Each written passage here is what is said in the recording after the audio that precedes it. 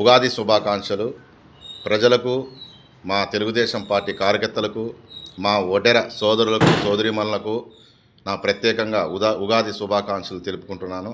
అలాగే మైనార్టీ సోదరులకు రంజాన్ సందర్భంగా తెలుగుదేశం పార్టీకి ఎంతో కృషి చేసిన మైనార్టీలకు కూడా నేను ప్రత్యేకంగా ధన్యవాదాలు తెలుపుకుంటున్నా.